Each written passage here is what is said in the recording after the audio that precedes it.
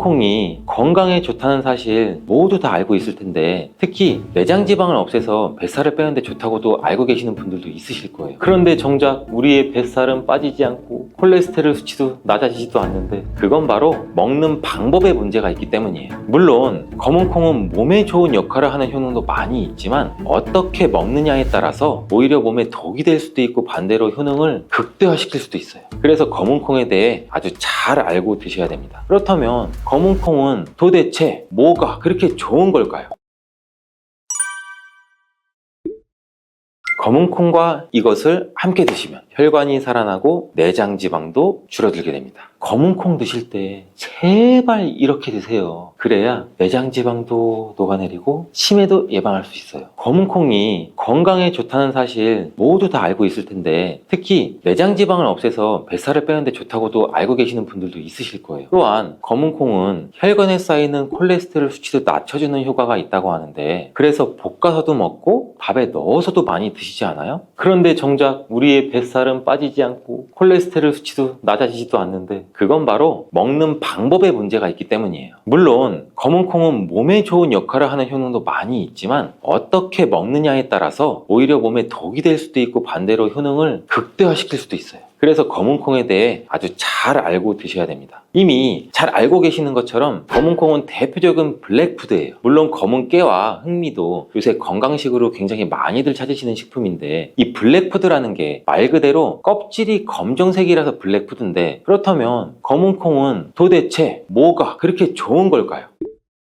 검은 콩의 효능 중에 첫 번째는 항산화 효과예요. 검은 콩에는 이 플라보노이드라는 강력한 항산화 성분이 풍부하게 들어있는데, 이 플라보노이드는 식물 세포에 존재하는 물질로 항산화 작용을 통해서 우리 몸이 산화되고 산화 스트레스를 줄여주는 역할도 해요. 산화 스트레스라는 게 뭐냐면, 우리 몸의 세포가 손상되는 원인 중에 하나로 환경적인 요인도 있고 염증, 그리고 우리 몸의 자연적인 대사 과정에서 발생되는 스트레스라고 생각하시면 돼요. 이러한 산화 스트레스로 인해서 우리 몸에 활성산소라는 물질도 생겨서 세포가 손상되고 노화를 일으키고 다양한 질병도 만들 수가 있는 거예요. 근데 검은 콩에 들어있는 이러한 항산화제인 플라보노이드는 우리 몸의 세포의 손상도 예방시켜주고 우리 몸의 이 산화 스트레스도 줄여줘요. 노화를 느리게 하고 심장질환, 암, 알츠하이머 이런 질병과 같은 여러 가지 질병의 위험을 줄이는 데도 도움이 되는데, 그렇기 때문에 검은 콩은 플라보노이드 함량으로 인해 우수한 항산화 식품으로 많이 알려져 있습니다. 검은 콩의 효능 이 두 번째는 혈당 조절에 좋습니다. 이 혈당이란 간단히 말하면 우리 몸에서 음식을 소화하면서 만들어지는 당을 말하는 건데, 이 당이 우리 몸의 에너지를 만드는 데는 꼭 필요해요. 혈당이 없으면 안 돼요. 우리 몸은 죽어요. 근데 또 당이 너무 많아지게 되면 몸에 나쁜 영향을 미칠 수가 있죠. 그래서 우리 몸은 이 당을 잘 조절을 해야 돼요. 그렇다면 이 검은 콩이 어떻게 혈당을 조절하는 걸까? 바로 이 검은 콩 안에는 단백질과 식이섬유가 많이 들어있는데, 이 단백질은 우리 몸을 튼튼하게 하고 만드는 데 도움을 주고, 식이섬유는 포만감을 느끼게 해서 먹는 양을 줄일 수 있게 도와줘요. 여기서 이 식이섬유 역할이 굉장히 중요한데, 이 식이섬유는 당이 너무 빨리 우리 몸에 흡수되는 걸 막아줘요. 이렇게 되면 당이 천천히 몸에 흡수돼서 혈당이 급격하게 오르는 것을 막아주게 되겠죠. 그럼 검은 콩의 세 번째, 콜레스테롤 수치 조절입니다. 이 검은 콩에 콜레스테롤 수치를 낮추는 데 도움이 된다고 알려져 있는데, 이 콜레스테롤은 우리 몸이 필요로 하는 지방 중에 하나인데, 이게 너무 많으면 혈관을 막아 심근경색이나 뇌혈관 질환 등등 일으키는 원인이 되겠죠. 근데 검은 콩에 들어있는 식이섬유는 우리 몸에서 콜레스테롤을 흡수하는 걸 줄여주는 역할도 해요. 그 중에서 특히 검은 콩에 들어있는 이 용해성 식이섬유라는 것은 콜레스테롤과 결합을 해서 이걸 바깥으로 배출되는데 도움을 주죠. 이거 말고도 검은 콩에는 이 불포화 지방산이라는 건강한 지방도 풍부하게 들어있어요. 이 불포화 지방산은 나쁜 콜레스테롤인 LDL 콜레스테롤을 줄이고 좋은 콜레스테롤인 HDL 콜레스테롤을 늘려주는 역할도 해요. 이렇게 해서 우리의 심장 건강을 유지하는 데 도움을 줄 수가 있겠죠. 검은 콩의 효능 네 번째는 눈 건강에 좋아요.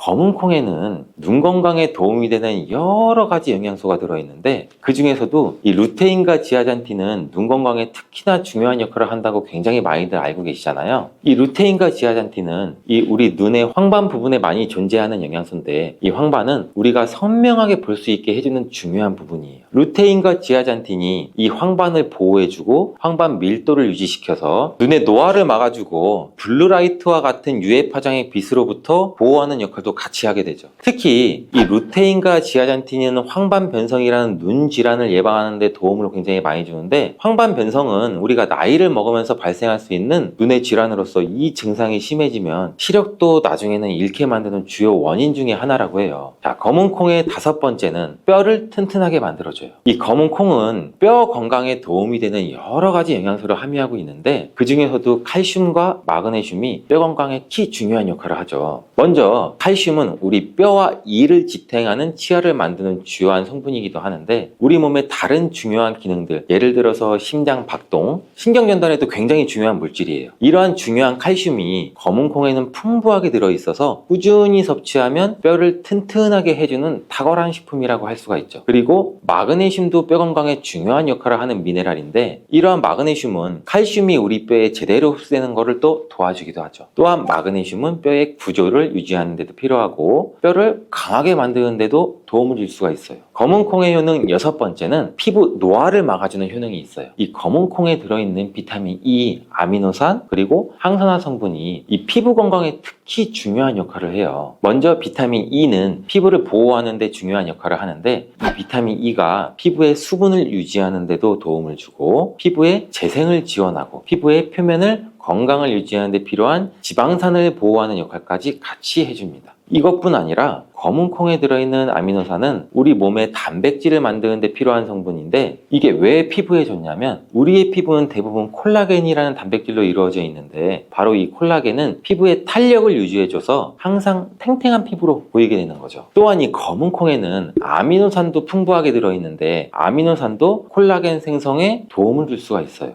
검은 콩의 효능 7번째는 치매를 예방하는 효능이 있어요. 이 검은 콩에는 오메가3 지방산이라는 불포화 지방산이 들어있는데 이 오메가3 지방산은 우리 몸이 스스로 생성하지 못해요. 식품을 통해서 섭취해야 되는 필수 지방산인데 이 오메가3 지방산이 뇌 건강에 매우 중요한 영향이 있다는 게 중요한 포인트예요. 이 우리 뇌는 약 60%가 지방으로 이루어져 있고 이 중에 대부분이 오메가3 지방산인 DHA로 구성되어 있어요. 오메가3가 뇌세포막을 구성해서 이 신경 전달 물질의 생성과 기능에 관여도 하고 또 학습 능력과 기억력도 향상시키는데 굉장히 큰 도움을 준다고 해요. 또한 이는 뇌에 있는 염증을 줄여주고 뇌세포도 보호하게 되는 역할도 하는데 이것은 뇌의 노화를 자연스럽게 막아주고 뇌질환도 예방하는 데 도움을 줄 수 있다는 거죠. 결국 이러한 오메가3 지방산은 치매와 같은 뇌질환의 위험을 감소시키는데 매우 효과적이라고 할 수가 있어요. 검은 콩의 효능 8번째는 흔히 알고 있는 탈모 예방에 탁월해요. 검은 콩에는 모발에 영향을 주는 비타민 B 성분이 풍부하고 모발의 성장에 필수 성분인 이 시스테일이라는 물질이 가득한데 이 성분들이 혈액순환에도 도움을 줘서 탈모도 예방이 되고 이 흰머리, 새치가 생기는 것도 막아주는 모발 건강에 정말 좋은 성분이라고 할 수 있어요. 정말 검은 콩의 효능 어마어마하지 않아요? 그러니까 나이가 들면 들수록 꼭 드셔야 되는 음식이라고 생각하고 드셔야겠죠.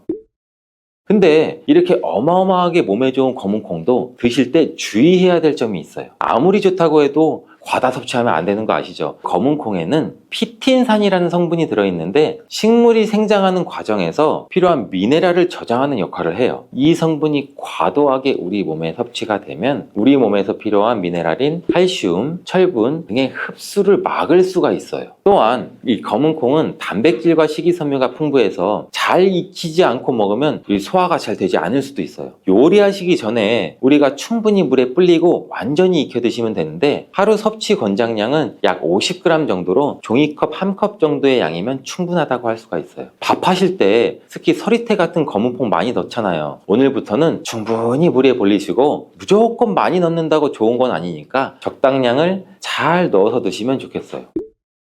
검은 콩을 드실 때 다른 음식들과 같이 섭취하게 되는데 밥 지을 때 넣거나 다른 음식과 같이 먹기도 하는데 같이 먹이면 오히려 독이 되는 음식이 있다는 거 아시나요? 검은 콩과 함께 먹으면 독이 되는 음식 첫 번째는 우유입니다.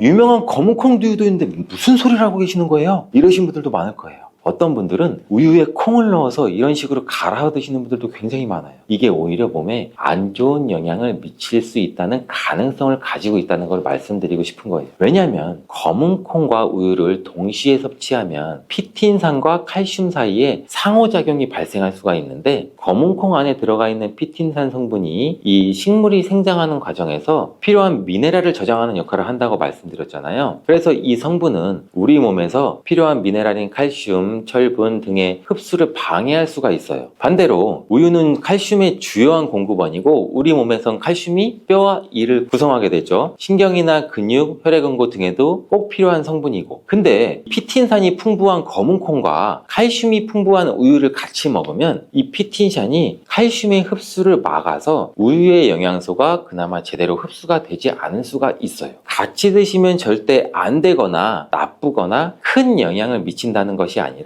각각의 영양소 섭취 목적으로는 따로 먹는 걸 추천드린다는 거예요. 오해하시면 안 돼요. 검은 콩과 함께 먹으면 독이 되는 음식 두 번째는 토마토입니다. 왜냐면 토마토가 콩의 단백질 흡수를 방해하고 소화도 어렵게 만들 수 있는 산성이기 때문인데 토마토의 산성 성분이 단백질의 흡수를 방해하면 콩에 충분히 들어있는 단백질이 몸의 흡수가 오히려 더 안 될 수가 있겠죠. 콩의 영양 가치가 아무런 의미가 없게 되는 상황까지 올 수가 있다는 거예요. 또한 토마토의 산성 성분은 이미 단백질이 풍부하고 소화하기 어려운 콩을 더욱 소화하기 어렵게 만들 수도 있다고 하는데 그렇지 않아도 나이가 들면 신진대사도 활발하지 않고 소화 기능도 떨어지는데 우리가 소화불량은 일부러 만들 필요까지는 없겠죠. 검은 콩과 함께 먹으면 독이 되는 음식 세 번째, 달걀입니다. 달걀에는 비타민 A가 풍부하게 들어있는데 비타민 A는 우리 몸의 면역 시스템을 강화시켜주고 시력을 유지하는 데도 필수적인 성분이에요. 세포의 성장과 분열에 중요한 역할도 하고 검은 콩에는 또 트립신이라는 아미노산도 들어있는데 이 트립신은 우리 몸이 단백질을 만드는 데 필요한 중요한 구성 요소이기도 해요. 신경전달 물질인 세로토닌과 멜라토닌의 생산에도 필수적인 아미노산인데 그렇다면 달걀의 비타민 A와 검은 콩의 트립신이 함께 섭취가 되면 어떨까요? 이 둘 사이에 화학적 상호작용이 발생해서 이 소화 과정에 영향을 미칠 수가 있어요. 이 상호작용은 우리 몸의 단백질의 소화를 방해하거나 지용성 비타민의 A의 흡수를 저해할 수도 있는 거죠. 또한 이 트립신은 소화 효소의 활성을 저해하는 특성도 가지고 있어요. 따라서 트립신이 풍부한 검은 콩과 비타민 A가 풍부한 달걀을 함께 섭취하면 좋은 영양소를 흡수를 못하는 가능성도 가지고 있어요. 우리 앞으로는 무심코 검은 콩과 같이 먹었을 때 독이 되는 음식은 같이 안 드셨으면 좋겠습니다. 그렇다면 같이 먹을 때 궁합이 정말 잘 맞는 음식도 있지 않을까요? 정말 찰떡궁합인 음식들도 있어요. 검은 콩과 궁합이 정말 잘 맞는 음식 첫 번째는 흰 쌀밥이에요. 이미 다들 밥에 검은 콩을 넣어서 드시잖아요. 밥하고 검은 콩은 그만큼 궁합이 굉장히 잘 맞는다고 알고 계신 거죠. 검은 콩에 들어있는 이 식이섬유는 소화 과정에서 천천히 분해되고 흡수돼서 장기간 동안 포만감을 유지시키는 데 도움이 되는데 이 밥과 함께 섭취하면 이런 효과가 더욱 증가하게 돼서 우리 다이어트에도 굉장히 효과적이라고 해요. 또한 검은 콩에는 이 저항성 전분이라는 성분이 들어있는데 이 성분은 혈당 수치의 급격한 상승을 막아주기도 해요. 흰 쌀밥에는 탄수화물이 많아서 흰 쌀밥을 많이 드시면 우리 몸의 혈당 수치가 급격히 상승을 할 수가 있어요. 근데 검은 콩과 함께 섭취를 하면은 혈당 수치를 완화하는 데 도움이 되는 거죠. 이처럼 검은 콩과 흰 쌀밥을 같이 먹으면 충분한 영양소 섭취, 포만감, 혈당 조절 이렇게 일석삼조의 효과를 누릴 수가 있으니 정말 찰떡궁합인 거예요. 검은 콩과 궁합이 잘 맞는 두 번째 음식은 당근이에요. 당근에는 비타민, 미네랄, 식이섬유 다양한 영양소를 함유하고 있는데 특히 또 루테인이 풍부해요. 이 당근은 항산화 효과, 눈 건강을 유지하기에 굉장히 좋은 재료인데 이 검은 콩과 루테인이 풍부한 당근을 함께 섭취하면 콩의 단백질이 당근의 영양소를 흡수를 돕는 동시에 당근의 루테인이 콩의 영양소 흡수도 마찬가지로 도와요. 서로 소화가 잘 되게 영양소 흡수가 잘 되게 도와주는 음식인 거죠. 이 당근 말고도 시금치와 같은 채소도 같은 역할을 하니 식사하실 때 당근이 들어간 음식이나 시금치 나물 같은 음식들을 같이 드시면 효과가 정말 좋을 거라고 생각돼요. 검은콩과 궁합이 정말 잘 맞는 음식 세 번째는 닭고기예요. 검은콩은 식물성 단백질의 좋은 원천이라고 알고 계실 거예요. 근데 식물성 단백질은 동물성 단백질에 비해 이 필수 아미노산 비율이 적어요. 이 필수 아미노산은 우리 몸이 스스로 생산할 수 없는 아미노산의 일종이고 반드시 음식을 통해 섭취해야 되는 성분이에요. 닭고기는 동물성 단백질의 좋은 원천이고 모든 필수 아미노산을 골고루 함유가 되어 있어요. 따라서 검은콩과 닭고기를 함께 섭취하면 두 가지 종류의 단백질이 서로를 보완하게 되는데 이렇게 함께 섭취하면 검은콩에는 얻을 수 없는 이 필수 아미노산을 닭고기에서 오히려 보충할 수가 있겠죠. 반대로 동물성 단백질을 섭취할 때보다 식물성 단백질의 섭취 비율을 늘려주는 건 우리 심혈관 건강에도 정말 좋은 효과를 볼 수가 있습니다. 오트밀에도 종류가 여러 가지 있어요. 모든 오트밀 제품이 다 건강에 좋은 것은 아닌데 우리가 흔히 먹는 오트밀은 크게 스틸컷 오트밀, 롤드 오트밀, 그리고 인스턴트 오트밀로 나눌 수가 있어요. 이 중 인스턴트 오트밀이나 가루 혹은 가공된 오트밀일 경우에는 섬유질 함량이 낮고 혈당을 빠르게 올릴 수 있어요. 특히 정제 오트밀은 가공 과정에서 식이섬유가 줄어들고 혈당 지수가 높아져서 당뇨가 있는 분들한테는 건강에 오히려 안 좋은 영향을 줄 수 있는데 특히 설탕이나 첨가물이 포함된 제품은 더욱 주의해야 돼요. 이제 오트밀을 고를 때 여러분, 오트밀 들어보신 적 있으세요? 인터넷이나 마트에서 많이 보이는 오트밀, 건강한 음식에 관심이 많으신 분이면 자주 드실 텐데 물론 처음 들어보시는 분들도 있으실 거예요. 이 오트밀은 귀리를 가공해서 만든 식품인데 이 오트밀이 최근 건강에 도움을 준다고 많이 주목받고 있는데 그 이유를 아시나요? 이 오트밀이 얼마나 우리 몸에 도움을 주는지 또 무슨 효능이 있고 먹는 방법까지 알려드릴게요. 미국 타임지가 선정한 세계 10대 슈퍼푸드 중 하나인 귀리. 오트밀은 귀리를 가공해서 만든 식품이라고 알려드렸잖아요. 귀리의 단단한 외피를 벗겨내고 압착하거나 잘게 부숴서 만든 것이 우리가 먹는 오트밀이에요. 오트밀에는 풍부한 식이섬유랑 다양한 영양 성분이 함유되어 있는데 이 성분들이 우리 몸에 어떻게 도움이 되는지 오트밀의 효능 바로 알려드릴게요.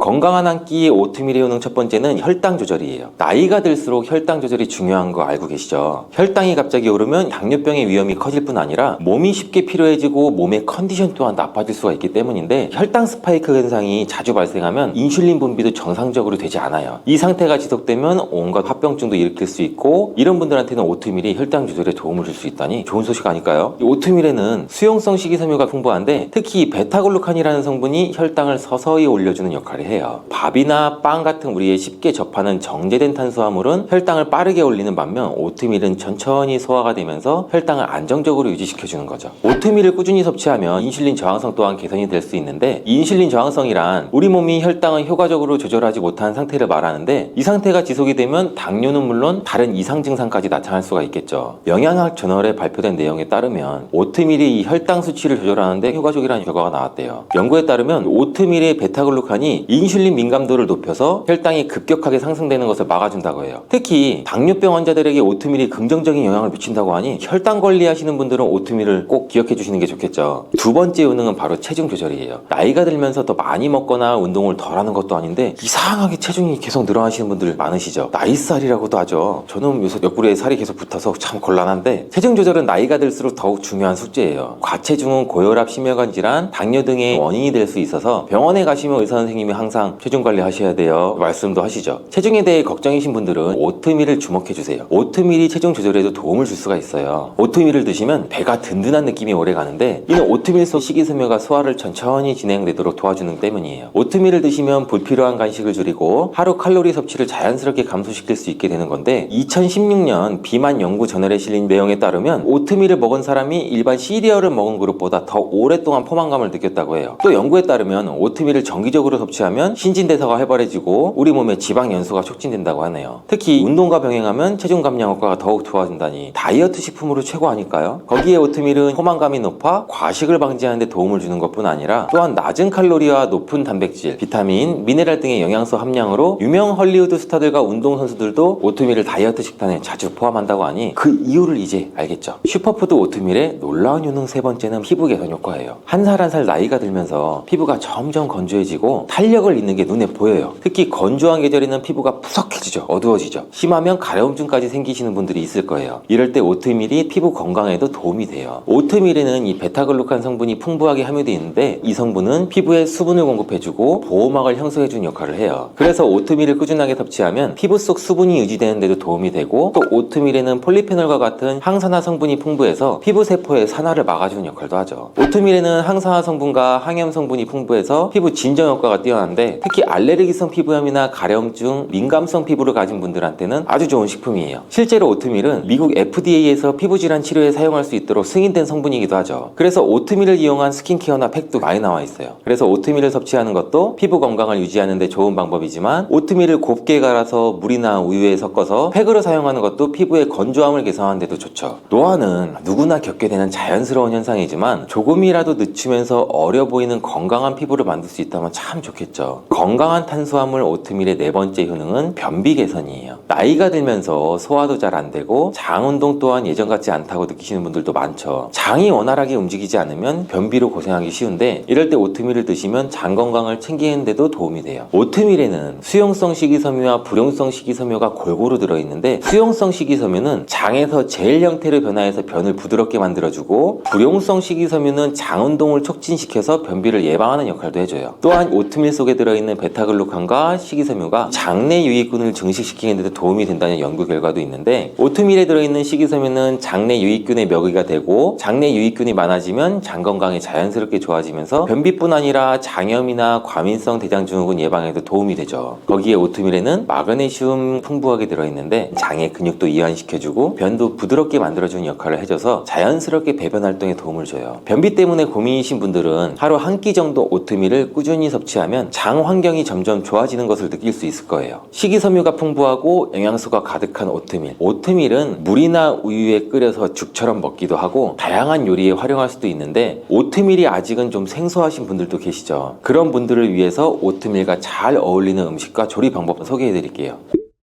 고소한 맛의 오트밀과 부드럽고 달콤한 바나나는 서로 잘 어울리는 맛인데, 맛뿐 아니라 오트밀은 풍부한 식이섬유가 함유되어 있다고 알려드렸죠. 바나나 또한 식이섬유와 동시에 칼륨, 비타민C 등 여러 영양소가 있어 소화에 도움을 주는데, 거기다 이 두 재료는 포만감까지 오래 유지할 수 있는 최고의 조합이에요. 특히 이 조합은 다이어트를 고민하시는 분들한테는 정말 좋으니 고민하지 마시고 만들어 드세요. 바나나를 올린 오트밀 방법도 참 간단한데, 재료는 오트밀 약 반컵, 아몬드 밀크 1컵, 바나나 1개, 올리고당 1큰술. 냄비에 오트밀과 아몬드 밀크를 넣고 약불에서 살살 저어가면서 끓여주고, 걸쭉해지면 불을 끄고 그릇에 담아요. 살짝 식혀준 뒤에 슬라이스 바나나를 올려준 뒤 기호에 따라서 올리고당이나 꿀을 살짝 넣어주면 완성이에요. 추가로 견과류 같은 거를 넣어서 먹으면 든든한 대용을 만들 수가 있죠. 두 번째 오트밀과 어울리는 식품은 바로 치즈예요. 치즈는 칼슘과 단백질이 풍부해서 이 둘을 함께 섭취하면 서로한테 부족한 영양소를 보완할 수 있는 조합인데, 치즈 또한 포만감을 유지하는 데 좋은 식품인 거 아세요? 미국 플로리다 주립대학교 연구 논문에 따르면 치즈에 함유된 카세인 단백질이 소화 속도를 느리게 만들어서 포만감을 준다고 밝혔대요. 치즈는 칼로리가 높지만 적정량의 치즈를 섭취하면 양질의 영양 섭취와 여러가지 건강에 도움을 받을 수 있는 거죠. 뿐만 아니라 오트밀과의 맛궁합도 참 좋은데, 오트밀의 고소한 맛과 치즈의 담백한 맛이 잘 어우러져서 잘만 요리하면 고급 양식 요리 못지않은 맛을 낼 수가 있어요. 그럼 오트밀과 치즈를 이용한 이탈리안식 치즈 오트밀 만드는 방법을 알려드릴게요. 재료는 오트밀 반컵, 우유 1컵, 방울토마토 5개, 모짜렐라 치즈 4분의 1컵, 올리브오일 한 작은술, 소금, 후추. 만드는 법도 알려드리면, 오트밀을 우유와 함께 끓여서 약불에서 걸쭉하게 만들어서 준비를 해주고, 그 다음 반으로 자른 방울토마토를 올리브오일에 살짝 볶아준 뒤에 오트밀 위에 볶은 토마토를 올리고 치즈를 솔솔 뿌려주세요. 그 뒤 소금과 후추로 간을 맞추면 완성이에요. 이렇게 건강에 좋은 만능식품 오트밀. 그렇다고 무조건 좋은 것만 있는 건 아니죠. 오트밀을 먹는 방법도 다양한데, 쉽게 끓여도 먹고 시리얼처럼 우유에도 말아 먹고 여러가지 다양한 방법으로 섭취할 수가 있는데, 오트밀이 몸에 좋다고 해서 너무 과하게 드시면 문제가 생겨요.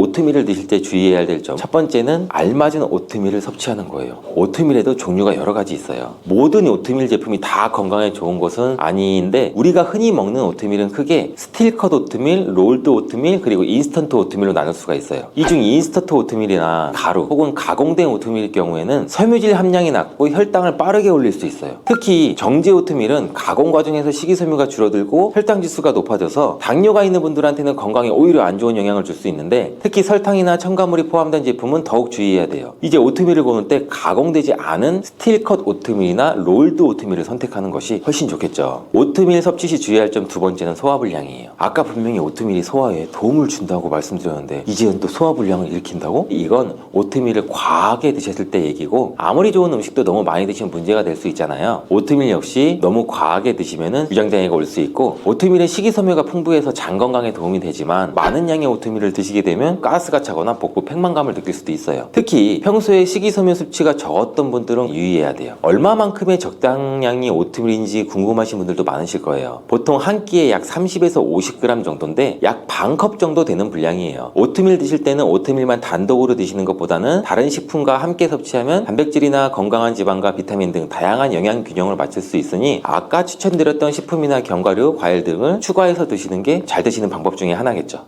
이 여성분은 또 폐경기를 겪으면서 에스트로겐 수치가 감소하기도 해요. 이 호르몬의 변화는 체내 지방 축적에 또 영향을 미치기도 하는데, 이 에스트로겐 수치가 감소하면 지방이 주로 복부에 많이 쌓이게 되고, 이로 인해서 복부 비만이 더욱 두드러지게 돼요. 복부에 쌓인 내장 지방은 심장과 혈관에 더 부담을 많이 줘서 이 내장 지방은 혈압도 같이 높일 수가 있고 콜레스테롤 수치도 증가시킬 수가 있고, 또 이로 인해서 결국 심장병, 고지혈증, 뇌졸중 이렇게 심각한 질병으로도 이어질 수가 있겠죠. 그럼 중년의 뱃살을 빼기 위해서는 어떤 식습관을 가져야 할까 한번 같이 알아볼게요. 건강한 습관이 항상 나를 만든다. 건강한 삶을 원하시면 지금 바로 구독을 눌러주세요. 만보 걷기 대신에 이것을 하세요. 뱃살이나 내장 지방이 쑥 빠집니다. 혹시 뱃살이 고민이신 분 있으신가요? 굉장히 많으실 텐데, 물론 저도 그렇고요. 이 젊었을 적에는 이 개미허리로 불리기도 했는데 지금은 그때와 많이 또 달라지신 분도 계시죠. 아, 소싯적에 내가 이랬는데 이러면서, 혹은 배가 풍선처럼 점점 커지는 것 같아서 내심 걱정이 있으신 분들도 많으실 거예요. 오늘은 중년의 뱃살에 대해 이야기해 보려고 해요. 나이가 들수록 이상하게 체중이 쉽게 늘고 특히 뱃살이 늘어나면서 고민이 되는데, 왜 중년층에서는 뱃살이 그렇게 잘 빠지지 않는지, 그리고 그 뱃살이 우리 건강에 어떤 영향을 미치는지 알아보고 이를 어떻게 효과적으로 빼는지에 대해서도 제가 구체적으로 방법을 알려드릴게요. 그럼 바로 시작해 볼까요? 먹는 거나 활동하는 거는 젊었을 때랑 차이가 별로 없어요. 근데 이상하게 나이가 들면서 그 체중이 쉽게 늘어나는데, 그 이유가 바로 무엇일까요? 크게 세 가지가 있어요. 지금 바로 알려드릴 건데, 이 첫 번째는 우리가 나이가 들면서 생기는 호르몬의 변화예요. 나이가 들면서 호르몬 변화가 서서히 일어나는데, 특히 여성분은 또 폐경기를 겪으면서 에스트로겐 수치가 감소하기도 해요. 이 호르몬의 변화는 체내 지방 축적에 또 영향을 미치기도 하는데, 이 에스트로겐 수치가 감소하면 지방이 주로 복부에 많이 쌓이게 되고, 이로 인해서 복부 비만이 더욱 두드러지게 돼요. 남성들도 마찬가지로 나이가 들면서 이 남성 호르몬인 테스토스테론 수치가 감소하면서 이 근육량도 자연스럽게 줄어들고 지방 축적이 또 쉬워져요. 이렇게 되면 이 호르몬 변화 때문에 중년이 되면 뱃살이 또 증가하는 원인이 되기도 하거든요. 나이를 먹을수록 뱃살이 늘어나는 이유 두 번째는 기초 대사량의 감소예요. 이 기초 대사량이라고 하면은 우리가 아무것도 하지 않고 가만히 있을 때 소비되는 칼로리는 나이가 들면서 자연스럽게 또 감소돼요. 20대 때보다 30대, 30대보다 40대, 40대보다 50대 이렇게 나이가 들면 들수록 기초대사량이 점차 감소하는데, 이 말은 같은 양의 음식을 먹어도 더 많은 체지방이 축적될 수가 있다는 그런 가능성이 높다는 뜻이겠죠. 쉽게 설명드리면 기초대사량의 감소는 또 운동량의 감소와도 관련도 있고, 나이가 들면서 우리 몸의 활동량이 자연스럽게 줄어들기 때문에 이 소모되는 칼로리가 또 적어요. 그래서 중년 이후에는 칼로리 섭취량을 조절하고 운동을 꾸준히 해야만 이 비만을 예방할 수가 있어요. 나이가 들수록 뱃살이 쉽게 찌는 이유 세 번째는 근육량의 감소예요. 혹시 근력 운동을 꾸준히 하시고 계신 분 있으세요? 중년 이후에는 이 근력 운동이 굉장히 필수인데, 그 이유는 나이가 들면 들수록 자연스럽게 근육량이 줄어들기 때문이에요. 이는 이 근육이 지방보다 더 많은 칼로리를 소모하기 때문에 근육이 감소하면 지방을 태울 수 있는 능력이 떨어지겠죠. 그래서 더욱 쉽게 살이 찌게 되는 거죠. 즉 중년기에 근육량이 줄어들면서 체중 증가와 함께 기초대사량도 감소하니 어쩔 수 없어 살이 쉽게 찔 수밖에 없죠. 이 중년의 비만, 특히 뱃살이 많으면 위험하다고 하는 얘기도 혹시 들어보셨나요? 왜 뱃살이 생기는 것이 위험할까요? 이 중년 이후의 뱃살은 단순히 이런 미용적인 문제를 넘어서 건강에 큰 영향을 미치는데, 중년의 뱃살이 또 위험한 이유 몇 가지를 제가 알려드릴게요. 첫 번째는 심혈관 질환의 위험이에요. 중년의 뱃살은 심혈관 질환과 굉장히 밀접한 관련이 있다고 하는데, 복부에 쌓인 내장 지방은 심장과 혈관에 더 부담을 많이 줘서 이 내장 지방은 혈압도 같이 높일 수가 있고 콜레스테롤 수치도 증가시킬 수가 있고, 또 이로 인해서 결국 심장병, 고지혈증, 뇌졸중 이렇게 심각한 질병으로도 이어질 수가 있겠죠. 특히 이 뱃살이 많을수록 혈액순환에 문제가 생길 수도 있고 이 심장 질환의 위험률도 증가된다는 것 잊지 마세요. 두 번째 이유는 대사증후군의 발병률 증가입니다. 혹시 대사증후군이라는 말 들어보셨나요? 이 대사증후군은 일반 대사질환과는 조금은 달라요. 이 대사질환은 우리 몸의 대사 과정에 이상이 생겨서 나타나게 되는 건데, 대표적으로 인슐린 분비 영향, 요산 수치 영향 이런 것처럼 도혈당이나 통풍, 그리고 갑상선 호르몬, 갑상선 질환 이런 게 있는데, 어느 대사 경로에 이상이 생기냐에 따라서 그 종류가 다르게 나타나거든요. 근데 대사증후군은 여러 가지 우리 몸의 신진 대사와 관련된 질환이 동반되는 건데, 혈압이나 당뇨와 같은 복부 비만과 동시에 나타나게 되는 상태를 말해요. 중년기에 접어들면 이 복부 비만이 대사증후군의 원인 중 하나로 작용을 하는데, 이 대사증후군은 심장질환, 혈압, 혈당, 그리고 뇌졸중 이러한 질병을 유발시키는 매우 큰 위험 요소인데, 그래서 중년의 뱃살을 관리하는 것은 단순히 우리가 몸매를 유지하기 위해서 이렇듯 미용을 넘어서 전체적인 우리 몸 건강을 지키는데 매우 중요해요. 세 번째 이유는 당뇨병 발병률 증가예요. 이 복부 비만과 당뇨병이 연관이 있다는 것 혹시 알고 계셨나요? 이 복부 비만은 인슐린 저항성을 증가시켜 당뇨병의 발병 위험을 높여요. 내장지방이 과도하게 축적되면 이 내장지방 안에서 여러 물질들을 분비하는데, 이 물질들이 인슐린을 또 방해해요. 인슐린 호르몬이 제대로 작동하지 않고 또 이게 혈당 수치가 높아지고 결국 당뇨병도 유발할 수가 있는데, 이건 실제 연구에 따르면 실험도 진행을 했었는데, 복부 지방을 줄이는 것이 인슐린에 대한 민감도를 개선시키고 당뇨병의 예방과 관리에 매우 중요한 역할을 하는데, 특히 중년은 당뇨병에 걸리기 쉬운 나이대므로 뱃살 관리가 중요한 시기입니다. 이렇게 위험한 질병에 걸리지 않도록 뱃살 관리는 필수인데요. 그럼 중년의 뱃살을 빼기 위해서는 어떤 식습관을 가져야 할까 한번 같이 알아볼게요.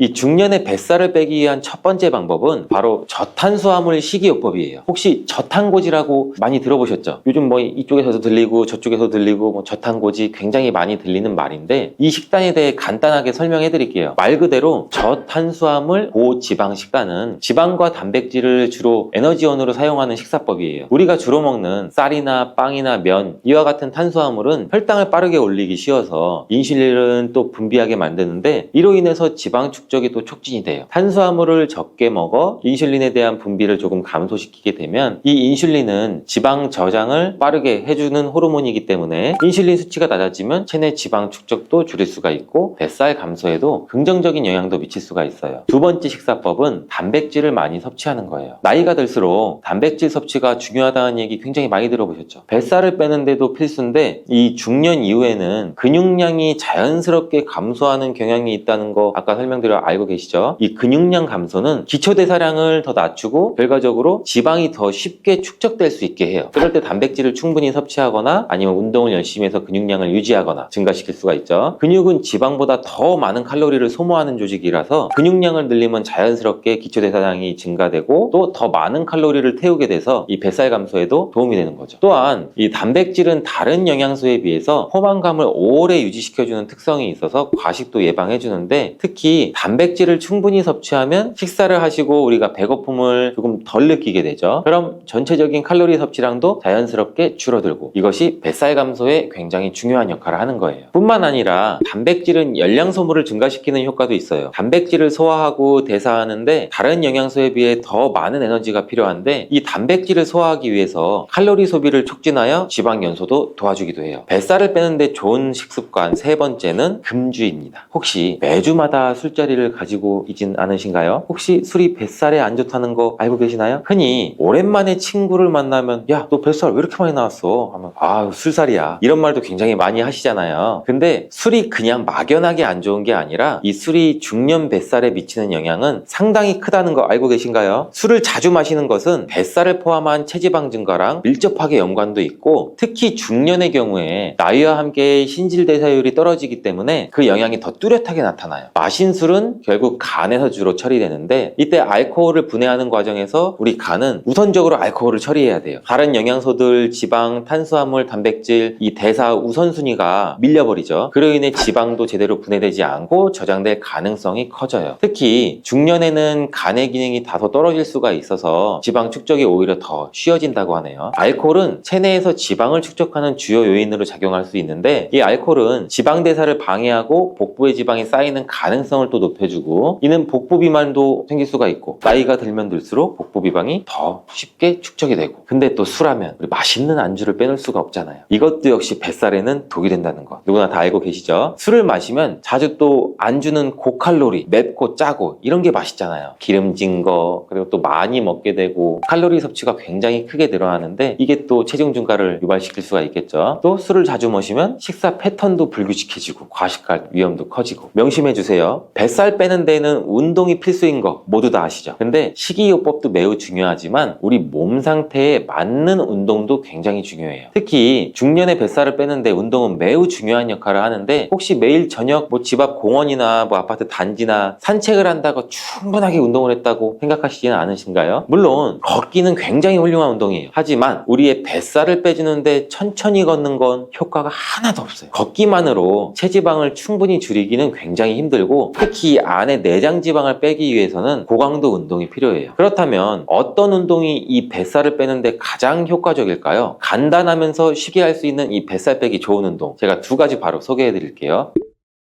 첫 번째 운동은 고강도 인터벌 트레이닝이라고 해요. 이름이 굉장히 또 거창하죠. 생소하신 분들도 많은데 이거는 쉽게 말해서 짧은 시간 안에 강도가 높은 운동과 낮은 운동이 번갈아서 하는 방식이에요. 예를 들어서 달리기나 자전거, 점핑잭 이런 거를 20초에서 40초간 매우 높은 강도로 운동하고 한 15초 정도는 낮은 강도로 서서히 운동하고 달리기로 예를 들면은 한 30초 동안은 전력 질주를 엄청 빠르게 하고 15초 동안은 숨을 고르면서 천천히 걷고 다시 30초 빠르게 뛰고 이런 식으로 이렇게 반복해서 운동을 하시면은 이 애프터번 효과로 인해서 운동이 끝나도 계속 지방을 태울 수 있다고 해요. 또한 이런 고강도 운동을 일주일에 3, 4회 정도만 해도 충분히 빠르게 체지방을 태울 수 있다고 해요. 그리고 걸을 때도 어느 정도 빠른 걸음, 경보같이 빨리 걸으면서 땀이 쭉 날 정도로 한 4, 50분 정도 하면은 그것 또한 내장 지방이나 복부 비만도 예방할 수 있는 운동이라고 합니다. 두 번째 운동은 스토머크 베큐um 운동입니다. 말도 굉장히 힘들고 어렵고 처음 들어보시는 분들 굉장히 많으실 거예요. 이 스토머크 베큐um 운동은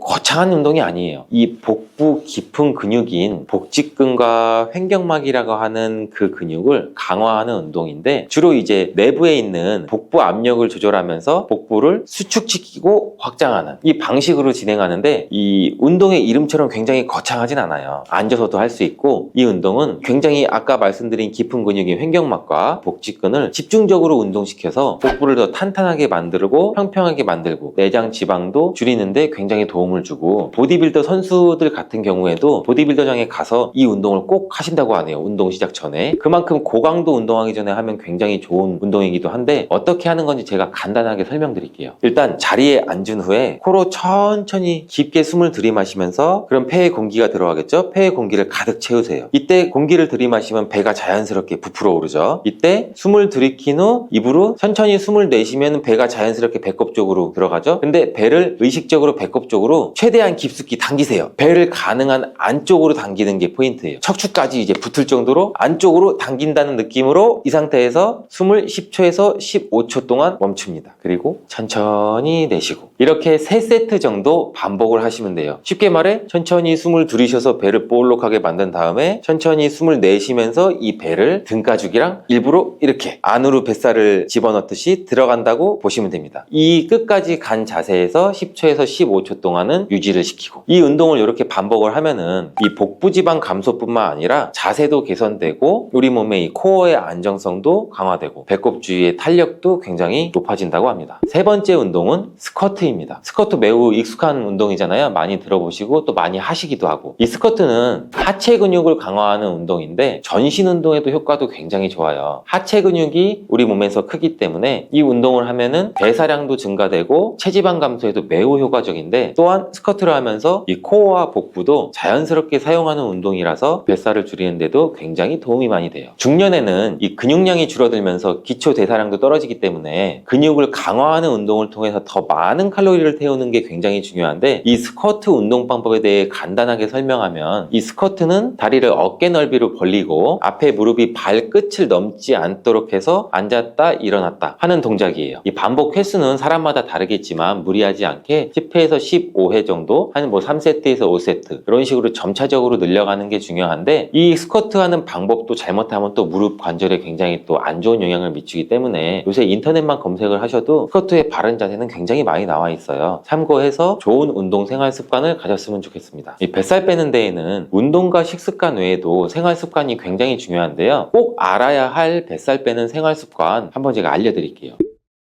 이 첫 번째는 충분한 수면입니다. 미녀는 잠꾸러기야 라는 말은 많이 들어보셨죠? 그냥 하는 얘기가 아니에요. 수면은 비만하고도 굉장히 밀접한 관계가 있어요. 수면 부족은 뱃살을 포함한 체지방 증가를 촉진시킬 수 있는 여러 생리적이고 호르몬적인 메커니즘을 가지고 있는데, 이 수면 부족은 두 가지 주요 호르몬인 그렐린과 렙틴에 영향을 미쳐요. 그렐린이라는 호르몬은 우리 식욕을 자극하는 호르몬이고, 렙틴이라는 호르몬은 포만감을 느끼게 해주는 호르몬이에요. 수면이 부족하면 그렐린의 수치는 높아지고 렙틴의 수치는 오히려 더 낮아져요. 그래서 더 많은 음식을 섭취할 수 있게 되는데, 중년에는 이미 체중 증가와 관련된 호르몬 변화가 있기 때문에 이 수면 부족은 뱃살 축적을 가속화도 할 수 있게 되는 거죠. 또한 이러한 수면 부족은 인슐린 저항성도 높여줘서 우리 체내에서 혈당을 효율적으로 처리하지 못하게 만들어요. 이로 인해서 결국 혈당이 높아지면 인슐린 분비도 늘어나고 이 여분의 에너지는 지방으로 축적되고 복부 지방이 가장 많이 증가할 수가 있어요. 수면 부족은 스트레스 호르몬인 코르티솔의 수치를 증가시킬 수 있다는 거 아셨나요? 이 코르티솔은 지방 저장을 촉진하는 호르몬으로 특히 배 주변에 지방이 쌓이게 만드는데, 중년에는 이 호르몬 수치가 자연스럽게 높아지기 때문에 수면 부족이 더 큰 영향을 미칠 수가 있어요. 특히 깊은 수면인 렘 수면 동안에는 체내에서 신진대사가 활발히 또 이루어지고 지방 연소가 또 촉진이 되고, 반면에 수면이 야거나 짧으면 우리 몸의 지방 대사가 제대로 이루어지지 않아서 뱃살이 더 쉽게 증가할 수도 있습니다. 두 번째는 스트레스 관리인데, 스트레스는 만병의 근원이라고 많이들 들어보셨죠? 특히 이 뱃살 부분에서는 매우 맞는 말이에요. 스트레스는 뱃살을 포함한 복부 비만을 촉진하는 주요 원인 중 하나라는 거 알고 놀라신 분들이 있으실 텐데, 이 중년기에는 일상적인 스트레스가 더 많아지는데 이 스트레스가 체중 증가에도 크게 영향을 미쳐요. 스트레스는 코르티솔이라는 호르몬을 분비하게 만드는데, 이 코르티솔은 스트레스 호르몬이라고 불리면서 스트레스를 받으면 자연스럽게 이 호르몬이 증가해서 체내 지방 축적을 촉진도 해요. 특히 복부 지방에 영향을 미치는 경향이 있어서 스트레스가 우리가 지속이 되면 뱃살이 늘어날 수 있고, 또 스트레스성 폭식도 유발할 수가 있죠. 스트레스 받으시면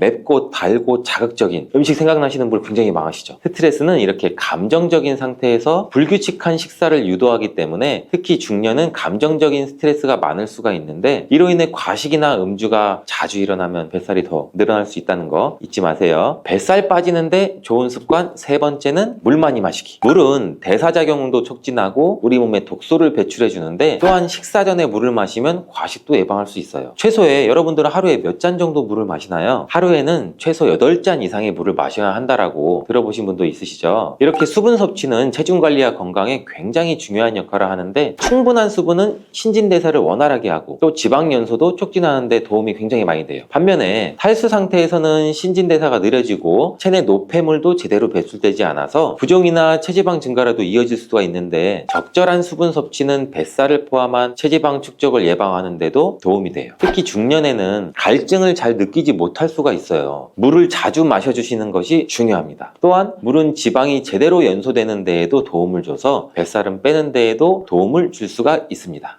가지의 효능은 혈당을 조절하는 데 도움을 주는 것입니다. 가지에는 식이섬유가 풍부하게 들어있는데요. 우리가 섭취한 탄수화물과 지방의 흡수와 소화를 늦춰주는 역할을 하게 됩니다. 이 작용으로 인해서 혈당을 낮추는데 많은 도움을 줄 수가 있거든요. 식이섬유는 당을 흡착한 다음에 몸에 흡수되는 속도를 느려지게 하기 때문에 혈당이 급격히 올라갔다가 급격히 떨어지는 혈당 스파이크 현상을 예방을 할 수가 있어요. 저혈당도 방지를 해줄 수가 있고, 이런 효능으로 인해서 혈당을 일정하게 유지하는 데 도움을 줄 수가 있는 거예요. 또한 가지에 풍부한 폴리페놀 성분이랑 천연 식물의 화합물이 있는데 설탕의 흡수를 감소시켜주고 인슐린 분비를 증가시켜주기 때문에 혈당을 낮추는 데에도 도움을 줄 수가 있는 거예요. 네 번째, 가지의 효능은 노화를 예방하는 데 도움을 준다는 것입니다. 가지는 아주 짙은 보라색이죠. 나수닌이라고 하는 강력한 항산화 성분이 들어있기 때문이에요. 우리 몸에 중요한 역할을 해주게 되는데 바로 세포와 혈관이 노화되는 것을 방지해 주는 것입니다. 산화, 스트레스로부터 혈관을 보호해 줄 수도 있고 추가적으로 철분이 과도하게 쌓이는 것을 막아줄 수가 있습니다. 철은 공기와 만나면 산화돼서 빨갛게 부식이 되는데 마찬가지로 우리 몸속에 있는 철분도 필요 이상 과하게 쌓이게 되면 세포와 혈관을 산화를 시킬 수가 있습니다. 철분은 우리 몸에 꼭 필요한 성분입니다. 과도하게 쌓이게 되면 노화를 촉진하게 하는 부작용이 나오게 되는 겁니다. 철분이 많이 들어있는 음식이 혈관 건강이 걱정이라면 바로 이것을 드셔야 합니다. 가지는 유독 우리나라 사람들에게 호불호가 강한 채소 중에 하나입니다. 가지를 좋아하시는 분들도 있지만 특유의 물컹물컹한 식감 때문인지 싫어하는 분들도 많은데요. 건강에 가지가 좋다는 것은 들어봐서 알지만 어릴 때 기억 때문에 먹지 않게 되는 채소 중에 하나가 바로 가지입니다. 하지만 가지는 반드시 먹어야 될 채소입니다. 가지는 미네랄과 식이섬유가 풍부하고 안토시아닌, 마그네슘 등의 여러 가지 영양소가 풍부해서 건강을 위해 반드시 섭취해야 될 채소이고요. 아무리 좋은 채소라도 우리가 먹는 방법에 따라서 영양소를 잘 섭취할 수도 있고 건강에 오히려 독이 될 수도 있습니다. 지금부터는 가지의 효능과 함께 먹는 방법, 함께 먹으면 좋은 음식, 가지를 드실 때 주의사항까지 가지에 대한 모든 것을 알려드리겠습니다. 짙은 보라색의 가지는 우리나라가 수출을 많이 하는데요. 가장 많이 수입하는 나라가 일본입니다. 일본은 가지를 여러 가지 형태로 많이 먹습니다. 장아찌, 파스타, 구이, 찌개 이런 여러 요리에 가지를 사용을 합니다. 2021년 기준으로 했을 때 일본이 우리나라에서 수입한 가지 양이 6만 킬로그램 정도라고 하네요. 일본이 우리나라의 가지를 정말 좋아하네요. 반면에 우리나라의 1인당 연간 가지를 섭취하는 양이 100g도 안 된다고 합니다. 정말 안타까운 일인데요. 우리도 가지의 효능을 제대로 알고 섭취를 하면 건강한 식생활에 도움이 될 수가 있습니다.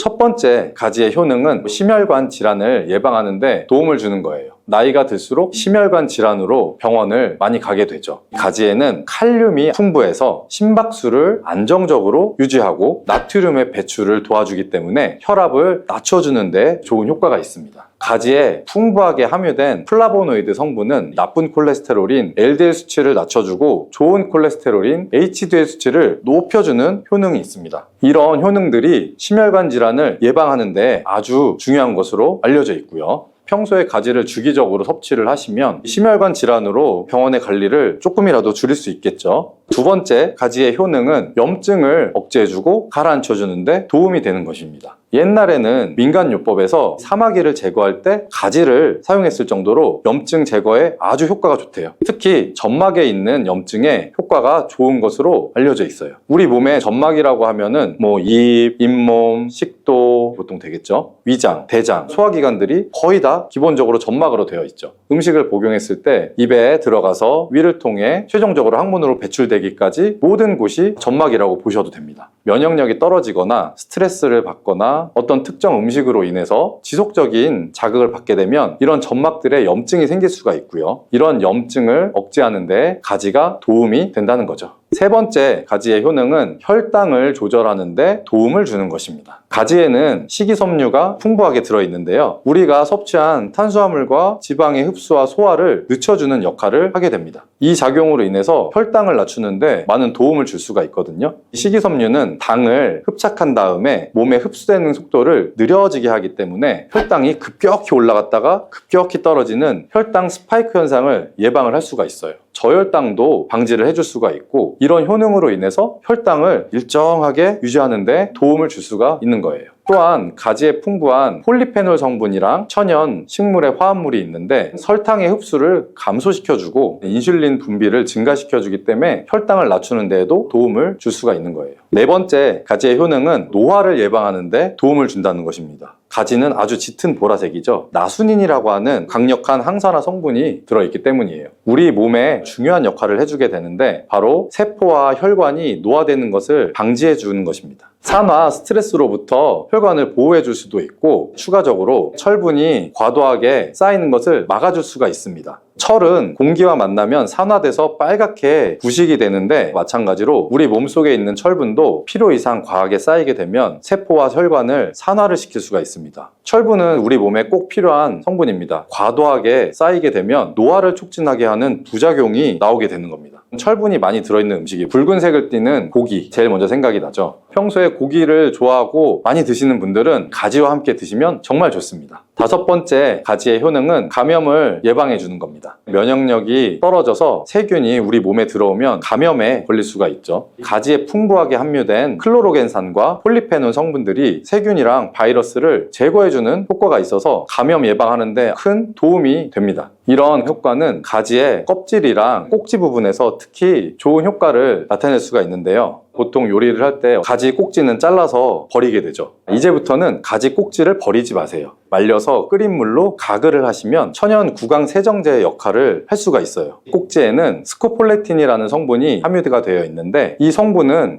파이토케미컬이라는 성분의 일종이고요. 나쁜 균을 억제하는 데 탁월한 효과를 발휘를 하기 때문이에요. 이런 효능 덕분에 감염뿐 아니라 염증을 억제해주는 데도 도움이 됩니다. 우리 입속에는 각종 세균들이 셀 수 없을 정도로 많이 있죠. 이런 세균들이 충치나 치주염, 구내염 등을 발생시키는 주범이 되고요. 나이가 들면서 치아나 잇몸의 건강이 좋지 않아서 소금물을 가지고 가글을 하시는 분들도 있죠, 집에서. 소금은 삼투압의 효과가 있기 때문에 잇몸에 붓기를 빼고 약간의 살균 작용을 하기도 하지만 염증 자체를 없애주지는 못하거든요. 그래서 가글을 하시려면 가지를 이용해서 하시면 좋은데요. 말려놓은 가지 꼭지를 15분에서 한 20분 정도 끓여주신 다음에 식히고 소금을 타셔서 가글을 하시면 잇몸병이랑 구내염을 예방하는 데 큰 효과를 볼 수가 있습니다. 6번째 가지의 효능은 항암 효과예요. 암세포를 제거할 수 있는 항암 성분들이 가지에 풍부하게 들어있기 때문인데요. 일본이 가지를 엄청 좋아한다고 했잖아요. 일본의 농림성 식품연구소에서 연구를 했었어요. 가지, 시금치, 브로콜리 3가지를 가지고 발암물질을 억제할 수 있는지 실험을 했는데요. 그 연구에서는 발암물질인 벤조피렌, 아프라톡신, 타르질 등에 대한 돌연변이 유발 억제 효과를 평가를 해봤대요. 가지에서 80% 이상 발암물질들을 억제하는 효과가 밝혀졌어요.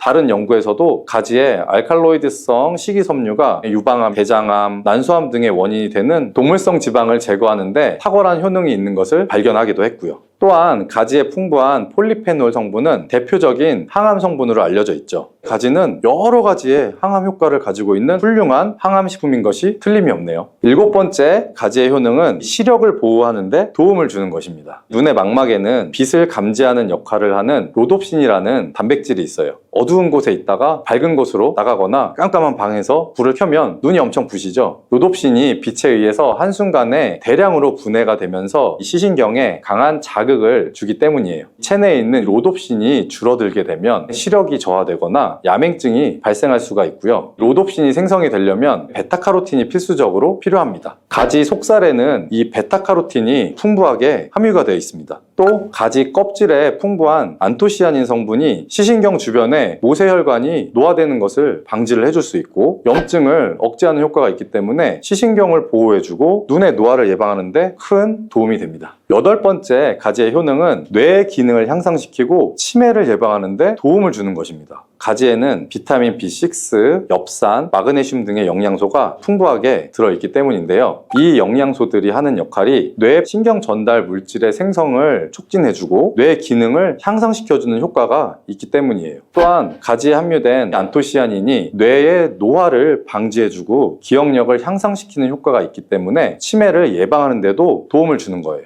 이렇게 가지는 뇌 기능 유지와 뇌 건강에도 좋은 효과를 나타냅니다. 9번째 가지의 효과는 피로 회복에 도움을 준다는 것입니다. 가지에 함유된 비타민C, 칼슘, 마그네슘의 성분이 체내에 대사를 촉진해주고 에너지가 생성되는데 도움을 주기 때문이에요. 체온을 조절하는 거에도 도움을 주고 가지의 스코폴레틴과 스코파론 성분이 근육의 신경을 안정시켜주고 경련을 완화시켜주는 효과가 있어서 피로회복에도 도움이 될 수가 있습니다. 10번째 가지의 효과는 열을 내려주는 해열작용인데요. 가지는 그 성질이 차갑습니다. 평소에 몸에 열이 많은 분들의 체온을 다스려주는 효과가 있고요. 감기가 걸렸을 때 열이 오를 때도 열을 내려줄 수 있는 해열 효과가 있습니다. 가지의 클로로겐산 성분은 염증을 매개하는 물질인 프로스타글란딘과 사이토카인의 생성을 억제해주기 때문에 염증 반응으로 인해서 생기는 발열 완화시켜줄 수가 있고요.